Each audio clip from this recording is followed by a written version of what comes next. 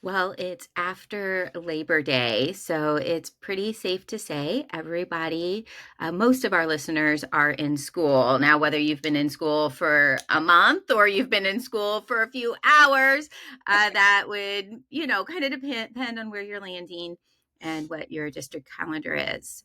But one of the things that this time of year we're all looking for, right, are like these strategies. Like, what can I do to make sure kids feel like they belong? What can I do to welcome kids in? What's a first day of school activity? Or what's a way that we can get to know each other as a community? And we find ourselves like wanting to find these step by step answers. And I think what you and I have decided is that like really when we're looking for tricky behavior, there's not this one size fits all. If you do X, Y, and Z, then you're going to have rainbows and sunshine in your community, in your classroom every single day.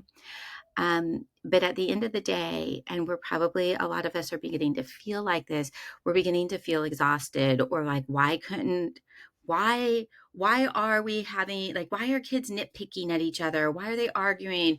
Why do we come in from recess and every day there's like this big drama that happened at recess? What's going on? What can I do?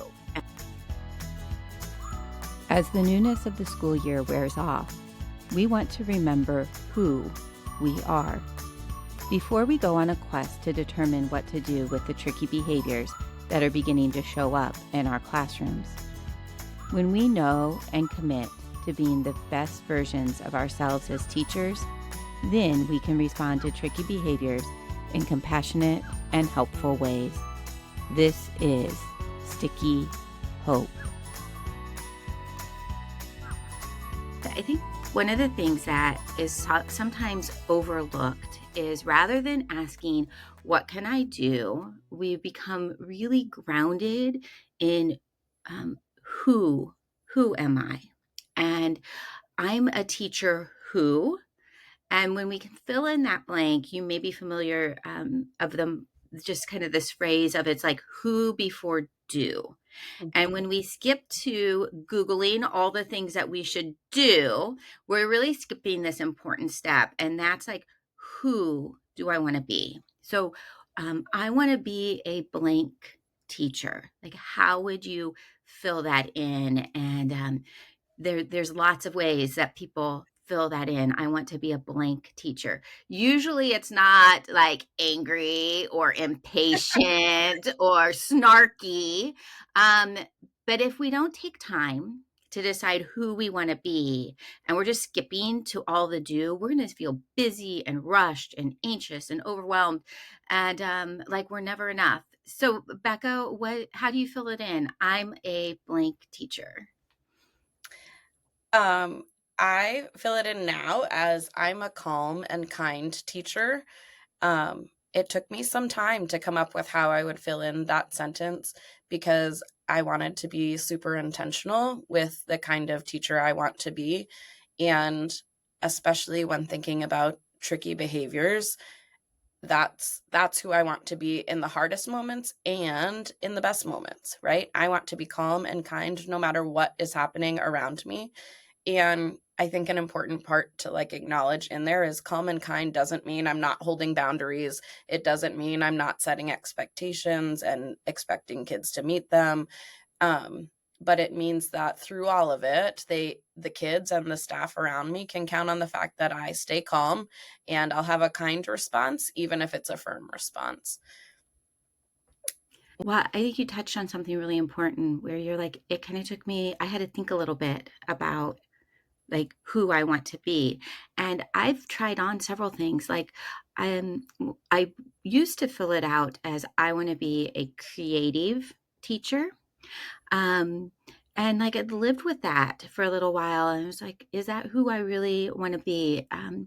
And try on different things. I've kept lists in my notebook about, how would I fill that in? I am a blank teacher. Today I fill it in as I am a wise and whimsical teacher. So there's that tension, like there's still that creativity piece in that. But that's the kind of teacher I want to be. And I think it's important that we name it as present tense. I am a wise and whimsical teacher. Not like I want to be or I hope to be. And if you find that in your heart, like I want you to know, like it's really natural to be like, I want to be, because the truth is we're all growing and learning, but this work and what we're asking people to do, like right now and today, is just to say, like, at your best, when you're at your best, who do you want to be? And like, let's name it in the present tense. I am a blank teacher. And we can also change it, right? Like, is it fitting? Is it working? Is there something else that we want to be? It's so important for us to stop and make that decision in the calm, right? Who are you going to be? Who are you as a teacher in the best moment? Because when you're facing your hardest moments, you can still be that person. And if you know who that person is, right? If I know I'm a calm and kind teacher, that's who I've decided to be, and I'm walking into one of the hardest moments of my day, I already know who I'm going to be, right? I have that control, and it's bringing that control to a situation that feels out of control, right? You don't know what's about to happen. You do know who you're going to be in the midst of it, and that is grounding for you. That gives you a sense of stability and like certainty in the midst of all of that uncertainty. It's also doing that for all of the children and adults around you who may not know who they're going to be in this situation. The kids may not have any idea, and they're looking to you to know how to respond. And if you get to stay consistent, and if you're choosing to be who you have chosen to be, they get to know that it's okay to still be that person and face hard situations. Becca, what you're saying is if I know who I am, then my actions follow. So it's not about like making this plan ahead of time. It's like, who am I? And then I'm going to hold true to that in the moment.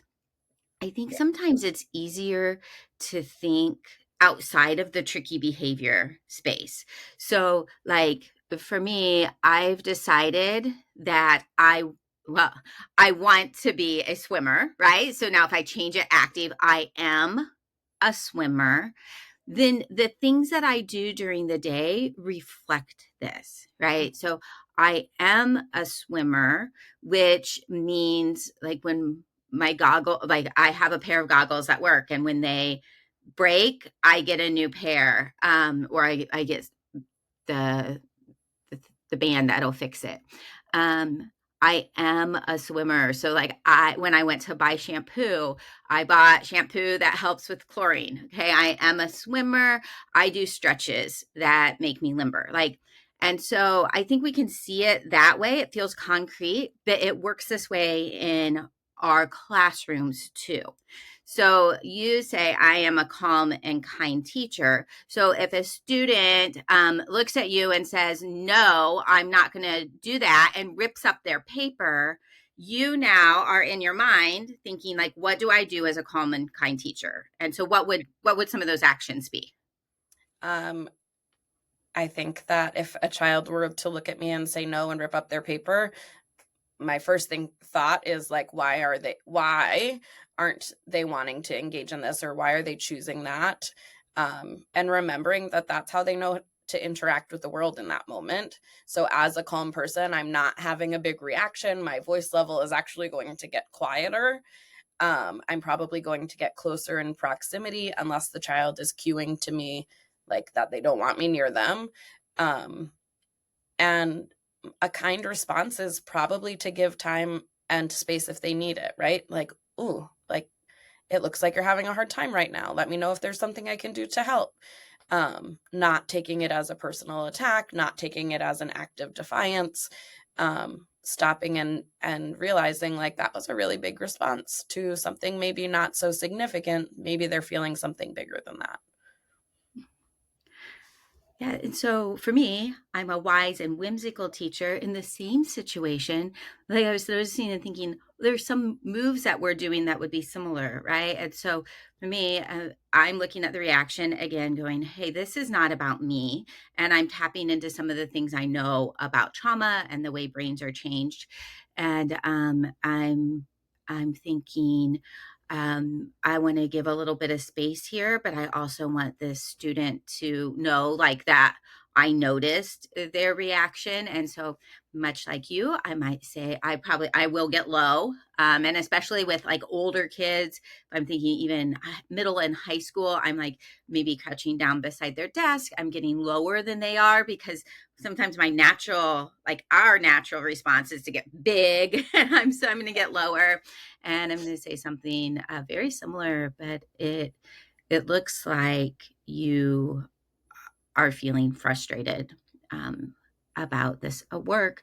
Um, Maybe you need do you need some space, or I'm going to go work over there. When you're ready to work, I'll know because you'll have the paper on your desk, this kind of thing. And oftentimes I tend to look for something that can be just a little lighthearted or a little joke or something which sometimes works and sometimes it can um, escalate a situation. So I know I have to be gentle, but that whimsical nature of me, I'm oftentimes looking for something just to lower the stress in that moment.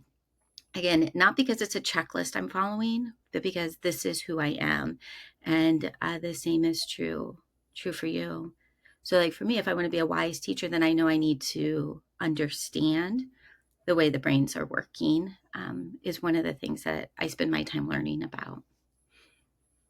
I think another aspect of this that, especially as the year, you get to like a month or a month and a half into school and starting to see like that beginning of year newness where everyone's excited to be there, it starts to get thin and you're starting to see those like recess situations start happening, and like the nitpickiness is really like at a new level, and you're like, oh my gosh, I spent all the time building our classroom vision and we read all the books and we did all of the community activities, and like here we are a month in, what was the point of that? Like if you don't take the time to decide who you are as a teacher, that stuff isn't going to be effective, right? It is important to take the time to build the community, to read the books, to have those conversations. But if you don't know who you are, those activities, those choices you're making aren't going to have the same impact.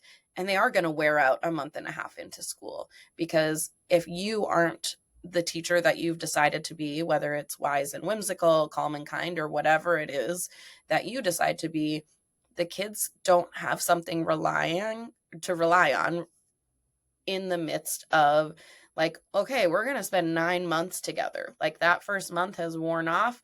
Like, okay, we're in this and things are starting to get hard. Is my teacher still going to be that kind teacher that greeted me on the first day of school? I'm starting to have a hard time. Is she still going to try to make me laugh when I'm having a hard time? And if you aren't presenting that way, they're not going to feel safe and secure in the environment that you worked so hard to create. And so taking the time to decide who you are before and choosing to be that person throughout the year is really going to benefit you and your students as you're working to do all of the hard things that you do together in school. Takeaway number 1.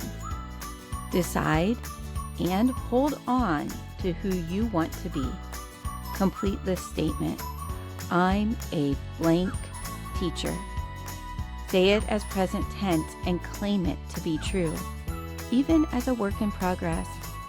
Write this statement and post it somewhere you'll see it often. Takeaway number 2. Download the sticky hope notes and get the printable for a fancy I am a blank teacher statement, as well as some ideas for how to fill in the blank. Takeaway number 3. Decide who you are in a calm moment. This way, you've already decided when you're facing a tricky situation. It's essential to make this decision when you are at your best. Takeaway number 4. Once we know who we want to be, then our actions follow. It's helpful to run through some responses to tricky situations in our minds. You might want to try this on your drive or while prepping your lunch. If I'm a blank teacher, then I will blank when a tricky situation happens.